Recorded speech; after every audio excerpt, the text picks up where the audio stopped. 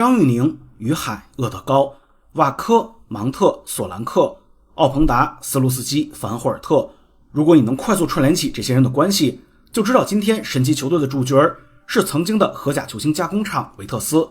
之所以說曾經，是因為這家荷蘭歷史第二悠久，被譽為切爾西二隊的俱樂部，在連續2年被扣除積分後，上賽季還因無力償還欠款，被直接踢出了職業聯賽，想再回來只能從業餘聯賽打起。如果他們還能回來的話，維特斯所在的荷蘭小城阿納姆人口僅有17萬，軍迷可能比球迷更加熟悉阿納姆，因為這裡是2戰市場化運行動的核心戰區。電影《遙遠的橋》講述的就是阿納姆戰役。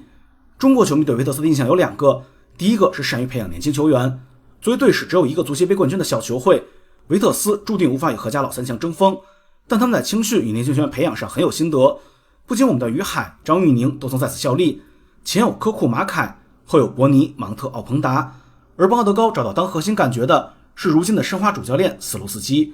無數才俊在這裡獲得關注，成為了名利雙收的開始。第二，則是維特斯和英超切爾西的關係。在足球經理遊戲中，維特斯的定位就是切爾西的衛星俱樂部。在11年到21年的時間裡，前後接收了29名藍軍球員。在出租車全力開動的年代，維特斯是藍軍外租球員攒經驗重要的練習之地。主場球衣為黃黑色的維特斯往往會不計成本，忽略勝負的優先使用藍軍球員，所以贏得了很多藍軍球迷的好感。但無法忽視的是，維特斯的消亡本質上也是阿布種下的果。我知道藍軍球迷對阿布感情很深，但我依然要道個歉，說個大家心知肚明的秘密。在維特斯走向破產的過程中，阿布是個絕對繞不開的名字。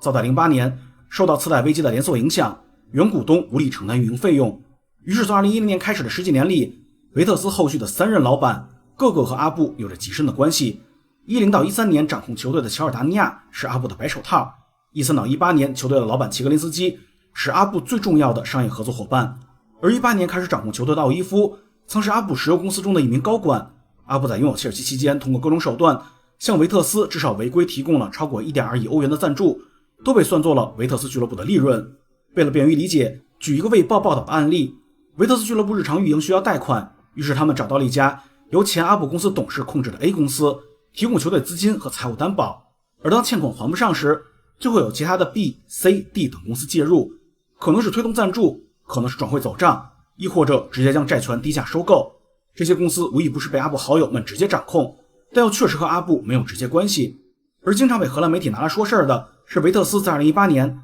120萬歐簽入了俄羅斯後衛卡拉瓦耶夫，1年後就以800萬歐賣去了俄超澤尼特。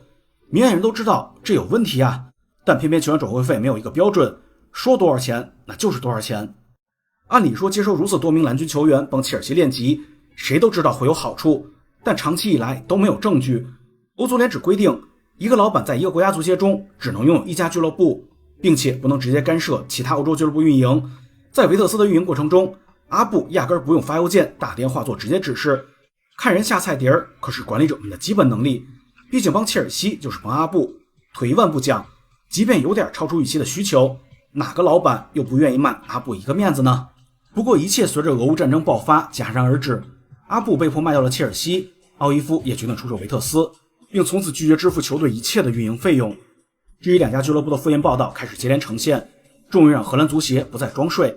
其實維特斯與阿布的財務關聯，或者阿布直接插手維特斯運營的直接證據，一丁點都沒有查到。真被查到了，那些關聯公司的會計和法務豈不是擺設？但此時沒錢沒朋友的維特斯已經風雨飄搖，最終荷蘭足協以虛假信息和不當交易為由，對維特斯處以扣除18分的重罰，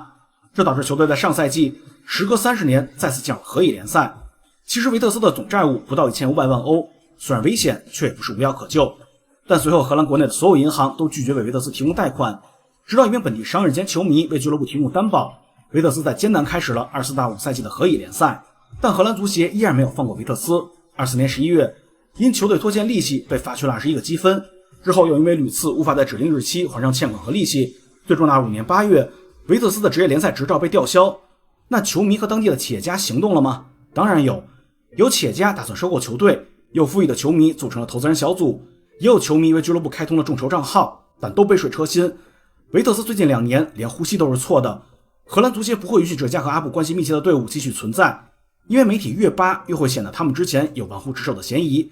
沒有職業執照後，維特斯一隊已經確定不會參加25-26賽季荷蘭前3級聯賽，只有青年隊還會繼續參賽。維特斯在運營過程中犯了錯，球隊消亡的原因其實不是他們幫切爾西做了什麼事兒，畢竟幫忙走賬的俱樂部可是多如繁星。